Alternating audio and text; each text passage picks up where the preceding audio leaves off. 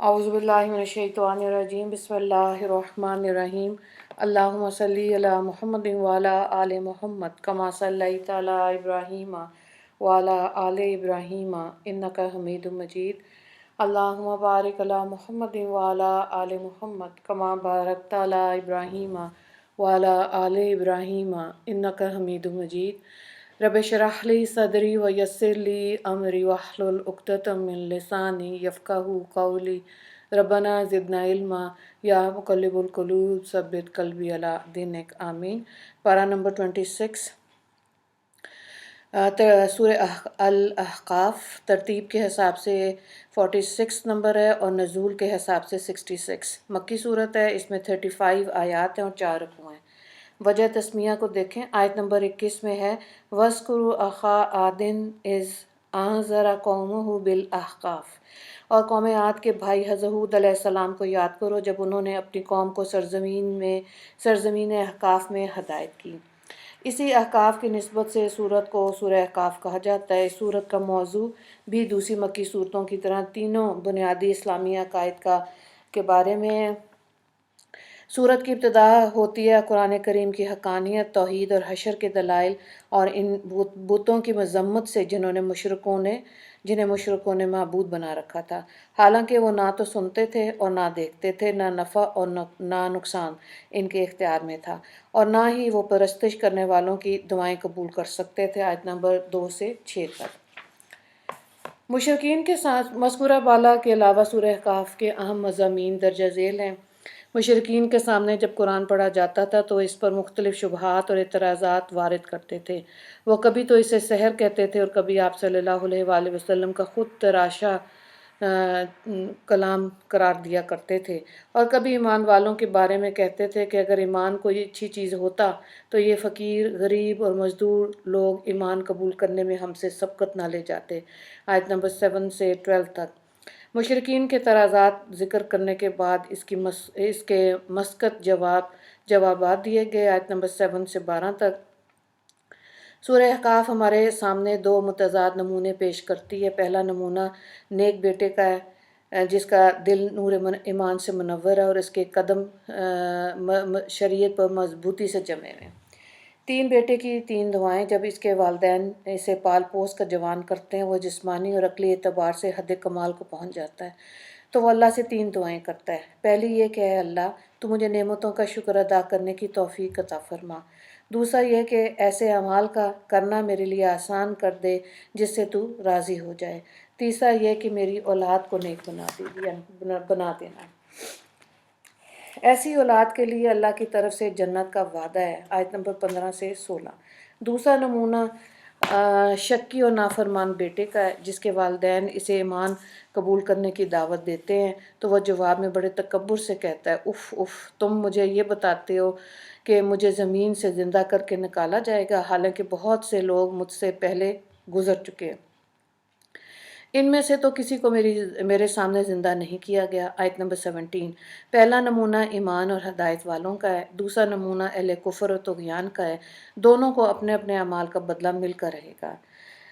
कौम आद का किस्से के बारे में लिखा है कि ये दो मुतज़ाद नमूने बयान करने के बाद सूरह अहक़ाफ़ कौम आद का किस्सा बयान करती है जिन्होंने हज़रत हूद अलैहिस्सलाम को झुटलाया, जिसके नतीजे में इन्हें तबाह बर्बाद कर दिया गया।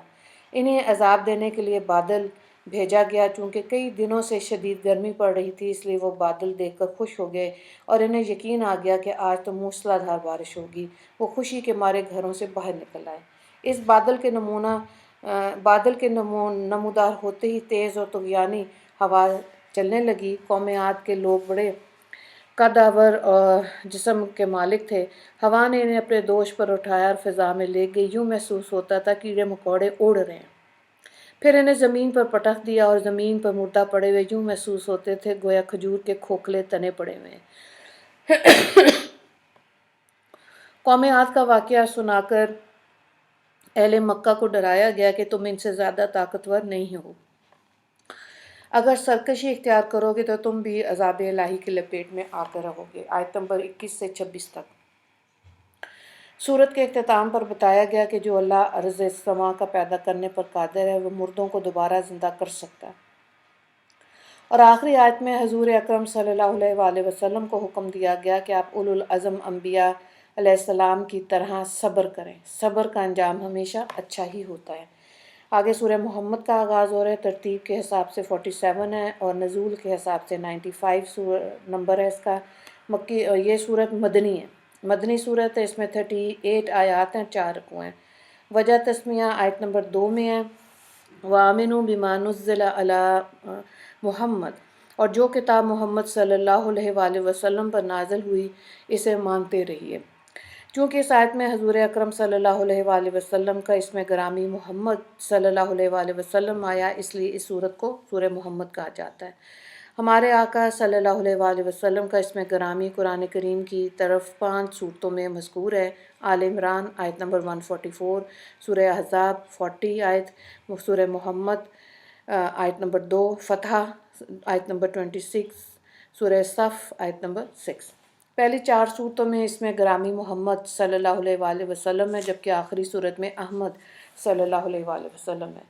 اس صورت کو سورہ قتال بھی کہا جاتا ہے کیونکہ اس میں کفار کے ساتھ قتال کے احکامات کا بیان کیا گیا، آیت نمبر 4 سے 9 تک۔ اس صورت کا موضوع حقیقت میں جہاد اور قتال ہے۔ صورت کی ابتدا میں کفار مومنین کے درمیان فرق بیان کیا گیا۔ کفار باطل کی اتباع کرتے ہیں اور اہل ایمان حق کی اتباع کرتے ہیں۔ جب انسانوں میں ان 2 گروہوں کا وجود ہوگا تو ان کے درمیان کشمکش بھی ہوگی، ٹکراؤ بھی ہوگا، معرکہ کا زور بھی ہوگا۔ اس لیے فرمایا کہ جب تم کافروں سے ٹکراؤ تو ان کی گردنیں اڑاؤ، یہاں تک کہ جب ان کو خوب قتل کر چکو، جو باقی بچے انہیں مضبوطی سے قید کر لو، آیت نمبر 4۔ ان قیدیوں کو بطور احسان بھی آزاد کیا جا سکتا ہے اور فدیہ لے کے بھی چھوڑا جا سکتا ہے۔ تیسری صورت یہ ہے کہ اپنے قیدیوں کے ساتھ تبادلہ کر لیا جائے۔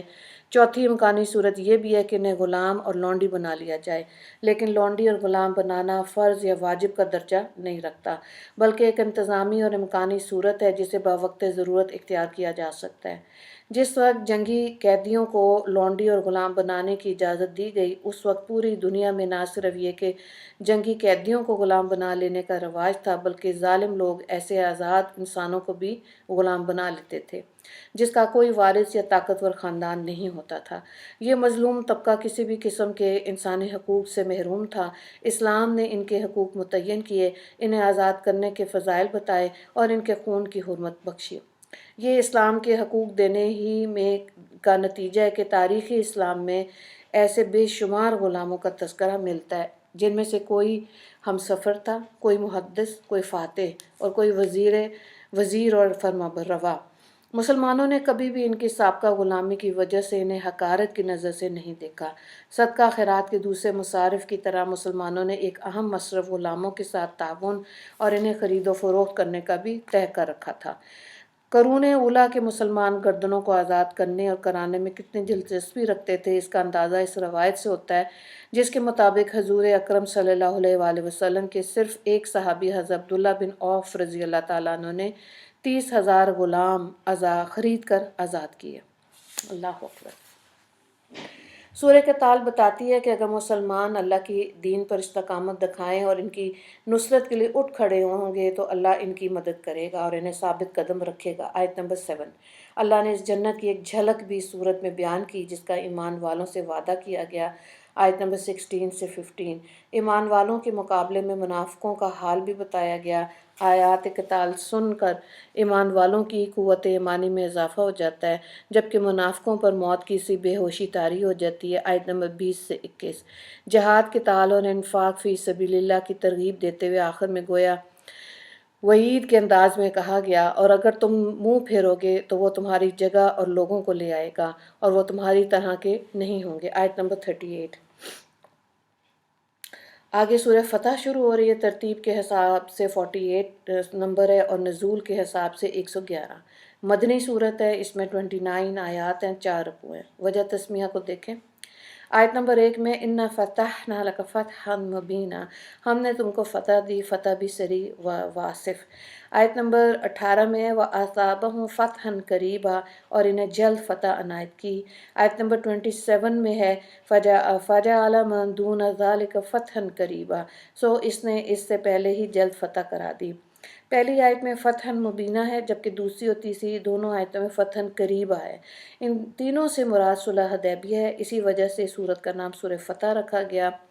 شان نزول کو دیکھیں، یہ سورت اس وقت نازل ہوئی جب رسول اکرم صلی اللہ علیہ وآلہ وسلم حدیبیہ سے واپس تشریف لا رہے تھے۔ بخاری اور ترمذی میں حضرت عمر بن خطاب رضی اللہ تعالیٰ عنہ سے روایت ہے کہ رسول اکرم صلی اللہ علیہ وآلہ وسلم نے فرمایا، آج شام مجھ پر ایسی صورت نازل ہوئی جو مجھے دنیا اور ما فیہا سے بھی زیادہ محبوب ہے۔ پھر آپ صلی اللہ علیہ وآلہ وسلم نے سورہ فتح کی ابتدائی آیات کا کچھ حصہ تلاوت کیا۔ اس صورت کے مضامین بسہولت سمجھنے کے لیے مناسب معلوم ہوتا ہے کہ صلح حدیبیہ اور بیعت رضوان کا مختصر سا تذکرہ کر لیا جائے۔ ہوا یوں تھا کہ رسول اکرم صلی اللہ علیہ وآلہ وسلم نے مدینہ منورہ میں خواب دیکھا کہ ہم مکہ میں داخل ہوئے اور بیت اللہ کا طواف کیا۔ جب آپ نے صحابہ کرام کے سامنے یہ خواب بیان کیا تو انہوں نے بے حد خوشی ہوئی اور کہا کیوں کہ وہ جانتے تھے کہ نبی کا خواب برحق اور سچا ہوتا ہے۔ حضور اکرم صلی اللہ علیہ وآلہ وسلم ذیقعدہ 6 ہجری میں 1400 یا 1500 صحابہ کرام کے ساتھ عمرے کی نیت سے مدینہ منورہ سے تشریف لے کر گئے۔ روانہ ہوئے۔ جب آپ مکہ اور مدینہ کے درمیان پہنچے تو آپ صلی اللہ علیہ وآلہ وسلم کو بشر بن سفیان نے اطلاع دی کہ مکہ والے آپ کی روانگی کی اطلاع پا کر باقاعدہ جنگ کی تیاری کر رہے ہیں۔ چنانچہ آپ صلی اللہ علیہ وآلہ وسلم نے حضرت عثمان بن عفان رضی اللہ تعالیٰ عنہ کو قاصد بنا کر بھیجا تاکہ وہ مکہ والوں کو سمجھائیں کہ ہم جنگ کی نیت سے نہیں آئے، ہمارا مقصد عمرہ اور زیارت کے سوا کچھ بھی نہیں ہے۔ حضرت عثمان رضی اللہ تعالیٰ عنہ کے بارے میں یہ افواہ پھیل گئی کہ انہیں شہید کر دیا گیا۔ آپ صلی اللہ علیہ وآلہ وسلم نے درخت کے نیچے بیٹھ کر اپنے صحابہ سے عدم فرار پر بیعت کی۔ اس بیعت کو بیعت رضوان کہا جاتا ہے کیونکہ تمام شرکاء بیعت کے بارے میں اللہ نے فرمایا کہ میں اس سے راضی ہو گیا ہوں۔ آیت نمبر 18۔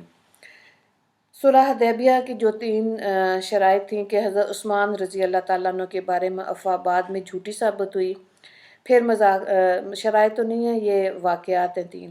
پھر مذاکرات کا سلسلہ شروع ہوا۔ قریش کی طرف سے سہیل بن عمر آئے، بات چیت ہوئی، بالآخر معاہدہ صلح ہو گیا جس کے مطابق دونوں فریق 10 سال تک آپس میں امن و امان سے رہنے اور جنگ نہ کرنے پر متفق ہو گئے۔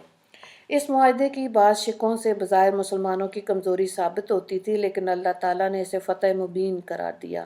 اس صلح کا فتح مبین ہونا اس وقت یعنی بعض مسلمانوں کی سمجھ میں نہیں آ رہا تھا، لیکن بعد کے حالات نے ثابت کر دیا کہ واقعی یہ فتح مبین تھی اور ابتدائے اسلام سے اب تک مسلمانوں کو اس سے بڑی فتح حاصل نہیں ہوئی تھی۔ فتح مبین کا نتیجہ اس بات سے لگایا جائے کہ حدیبیہ میں مسلمانوں کی تعداد کم و بیش 1400 تھی، جبکہ صرف 2 سال بعد جب 8 ہجری میں مکہ فتح ہوا تو حضور صلی اللہ علیہ وآلہ وسلم کے زیر قیادت لشکر مجاہدین کی تعداد 10,000 تھی۔ یہ انقلاب معاہدہ امن کی وجہ سے برپا ہوا۔ جب مصلحت کے بعد مشرکین نے مسلمانوں کے ساتھ میل جول اور معاملات شروع کیے تو مسلمانوں کے کردار کی پختگی، زبان کی سچائی، دامن کی عفت اور عصمت اور معاملات کی صفائی نے مشرکین کو یہ سوچنے پر مجبور کر دیا کہ آخر وہ کون سی مخفی قوت ہے جس نے کل کے شرابیوں اور راہزنوں کو زہد اور بارسا بنا دیا۔ ظاہر ہے یہ قوت صرف ایمان تھی۔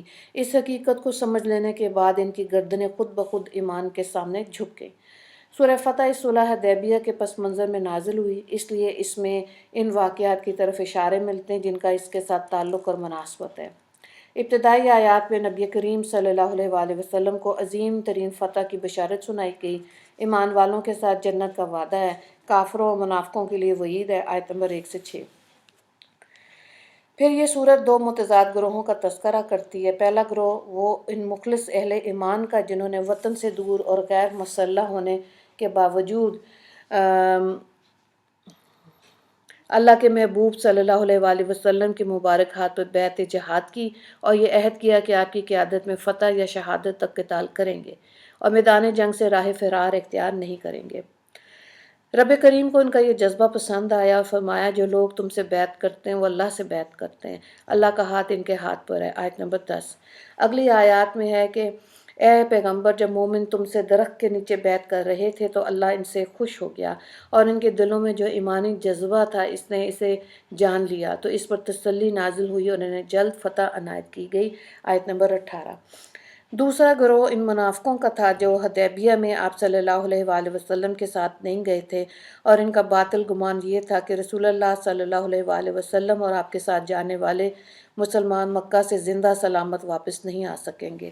اللہ نے ان منافقین کے بارے میں نبی صلی اللہ علیہ وآلہ وسلم کو پیشگی اطلاع دے دی کہ جب آپ صلی اللہ علیہ وآلہ وسلم واپس جائیں گے تو یہ اپنے پیچھے رہ جانے کے بارے میں جھوٹے عذر پیش کریں گے۔ آیت نمبر 11، 12 اور 12۔ سورہ فتح وہ خواب بھی بیان کرتی ہے جو حضور اکرم صلی اللہ علیہ وآلہ وسلم نے مسجد حرام میں داخل ہونے کے بارے میں دیکھا تھا۔ آیت نمبر 27۔ اس صورت کے اختتام پر 3 امور بیان کیے گئے۔ پہلا یہ کہ اللہ نے حضرت محمد صلی اللہ علیہ وآلہ وسلم کو ہدایت اور دین حق دے کر اس لیے بھیجا تھا تاکہ آپ صلی اللہ علیہ وآلہ وسلم اسے سارے ادیان پر غالب کر دیں۔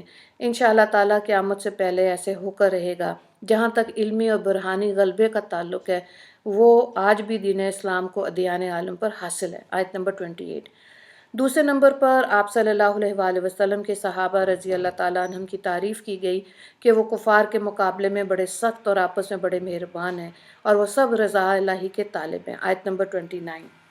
تیسرے نمبر پر اور آخر میں ان لوگوں کے ساتھ مغفرت اور اجر عظیم کا وعدہ ہے جو ایمان لائے اور نیک عمل کرتے رہے۔ آیت نمبر 29۔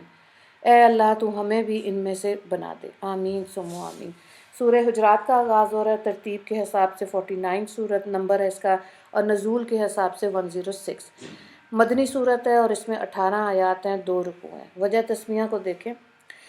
آیت نمبر 4 میں ہے ینادونک من وراء الحجرات۔ حجرات حجرے کی جمع ہے اور حجرہ گھر اور کمرے کو کہتے ہیں۔ چونکہ اس میں ان بدوؤں اور دیہاتیوں کا ذکر ہے جو ادب سے ناآشنا ہونے کی وجہ سے حضور اکرم صلی اللہ علیہ وآلہ وسلم کو عوامی انداز میں کمرے سے باہر سے آوازیں دیا کرتے تھے، اس لیے سورہ حجرات کہتے ہیں۔ چونکہ صورت میں مکارم اخلاق بھی بیان ہوئے ہیں اس لیے صورت کو اخلاق و آداب بھی کہا جاتا ہے۔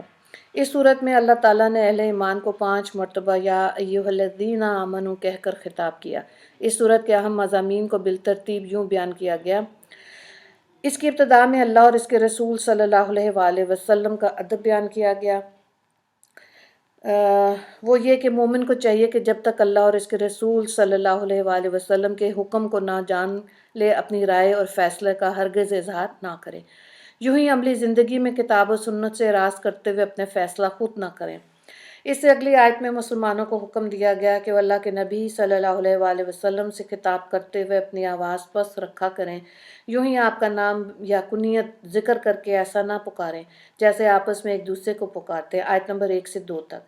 اجتماعی اور معاشرتی آداب بیان کرتے ہوئے مسلمانوں کو تاکید کی گئی، افواہوں پر کان مت دھرا کرو، اور اگر ویسا آدمی کوئی خبر تم تک پہنچائے تو اس کے بارے میں تحقیق کر لیا کرو۔ خبروں کے بارے میں تحقیق کا حکم دینے کے ساتھ ساتھ اصحاب رسول کو خطاب کرتے ہوئے ان کی تعریف بھی کی گئی۔ اللہ نے تمہارے دلوں میں ایمان کی محبت ڈال دی اور اس کو تمہارے دلوں میں سجا دیا اور کفر، گناہ اور نافرمانی سے تم کو بیزار کر دیا۔ آیت نمبر 7۔ دنیا بھر کے مسلمان بھائی بھائی ہیں، اڑتی ہوئی افواہوں پہ اعتماد بعض اوقات باہمی قتل و قتال تک پہنچا دیتا ہے۔ اس لیے سمجھایا گیا کہ اگر مسلمانوں کے 2 گروہ آپس میں برسر پیکار ہو جائیں تو ان کے درمیان صلح کرا دیا کرو، کیونکہ دنیا بھر کے مسلمان خواہ گورے ہوں یا کالے، امیر ہوں یا غریب، عربی ہوں یا عجمی، سب آپس میں بھائی بھائی ہیں۔ اس کے بعد 6 ایسے معاشرتی خرابیوں اور برائیوں کی نشاندہی کی گئی جن کی وجہ سے باہمی تعلقات بھی متاثر ہوتے ہیں اور ان میں مبتلا انسان اللہ کی نظر میں اچھا شمار نہیں ہوتا۔ پہلی برائی جس سے منع کیا گیا وہ ہے ایک دوسرے کا مذاق اڑانا۔ عام طور پہ ایک شخص دوسرے کا مذاق اس وقت اڑاتا ہے جب وہ اسے حقیر اور اپنے آپ کو اس سے بہتر سمجھتا ہے۔ اس لیے فرمایا گیا کہ جن کے ساتھ تم تمسخر کر رہے ہو سکتا ہے وہ اللہ کی نظر میں تم سے بہتر ہوں۔ دوسری برائی ہے ایک دوسرے پر عیب لگانا، طعنہ دینا، ذلیل اور رسوا کرنا۔ تیسری برائی ہے کسی کو برے لقب سے پکارنا یا اس کا نام بگاڑنا۔ چوتھی برائی ہے کسی کے بارے میں بدگمانی کرنا۔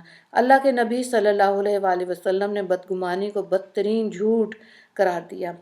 پانچویں برائی ہے مسلمانوں کے عیوب اور کمزوریوں کو تلاش کرنا اور ان کی ٹو میں لگے رہنا۔ حضرت ابو برزہ اسلمی رضی اللہ تعالیٰ عنہ سے روایت ہے کہ رسول اللہ صلی اللہ علیہ وآلہ وسلم نے ہمارے سامنے خطبہ دیتے ہوئے فرمایا، اے وہ لوگو کہ اپنی زبان سے تو ایمان لائے ہو مگر تمہارے دلوں میں ایمان داخل نہیں ہوا۔ تم مسلمانوں کے ایوب کی ٹو میں مت لگا کرو، جو ایسا کرے گا اسے اللہ تعالیٰ گھر کے اندر رسوا فرما دے گا۔ چھٹی معاشرتی برائی جس سے ان آیات میں منع کیا گیا وہ ہے ایک دوسرے کی غیبت کرنا۔ غیبت کرنے کو اللہ تعالیٰ نے مردہ بھائی کا گوشت کھانے سے تشبیہ دی، آیت نمبر 11 اور 12۔ غیبت کرنے کی اللہ تعالیٰ نے ایسی مثال بیان فرمائی جس سے ہر سلیم و طبع انسان نفرت کرتا ہے۔ غیبت کرنے والا کسی جانور کا نہیں بلکہ انسان کا گوشت کھاتا ہے۔